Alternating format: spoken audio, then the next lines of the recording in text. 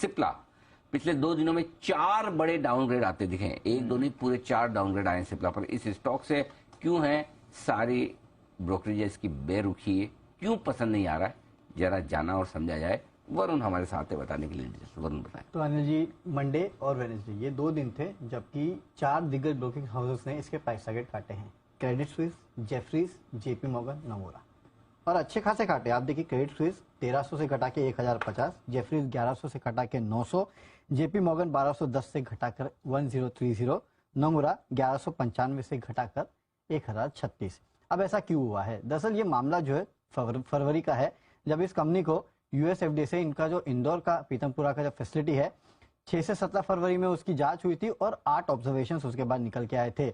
और गोवा का जो प्लांट है इनका ऑलरेडी उसको भी वार्निंग लेटर मिल ही चुका है। तो ये एक दिक्कत की बात थी। तब कंपनी की तरफ से कोई बड़ी सफाई नहीं आई थी, लेकिन उसके बाद में देख रहा था कि कंपनी लगातार जितने भी इंस्टीट्यूशनल इन्वेस्टर्स है या फिर जितने भी बड़े फंड्स हैं उनके साथ बातचीत कर रही थी। डिस्क्लोजर्स में भी इन्होंने दिया कि गोल्डमैन सैक्स के साथ इन्होंने बात की है, बाकी और भी काफी लोगों के साथ बात की है।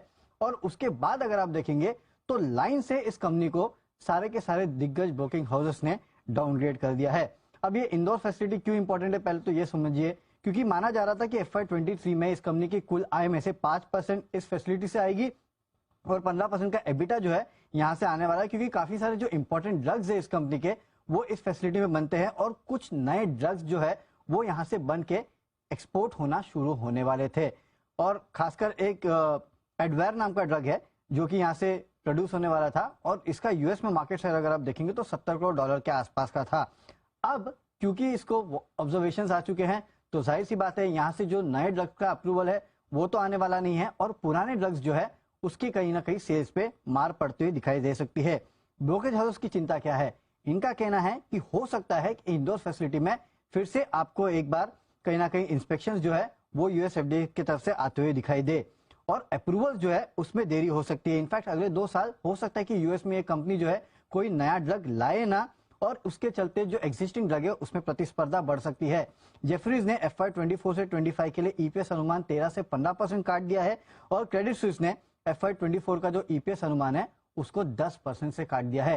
यानी कि फरवरी में जो कंपनी को झटका लगा था उसके बाद कंपनी लगातार इन्वेस्टर्स या फिर इंस्टीट्यूशन से मिलते जा रही है और अब हम देख रहे हैं कि लगातार दिग्गज ब्रोकिंग हाउसेस जो है अपना लक्ष्य इस काउंटर पे घटाते जा रही है। तो शायद ये वेट कर रहे थे कि कंपनी की तरफ से क्लैरिफिकेशन आए, हो सकता है इनको क्लैरिफिकेशन दिया हो, इसके लिए हम देख रहे हैं कि प्राइस टारगेट कट्स आ रहे हैं। प्राइस टारगेट कट्स आ रहे हैं लगातार और 4 brokerage recently credit Suisse, Jefferies, JP Morgan, Nomura, और सारे बड़े हैं, सारे बड़े।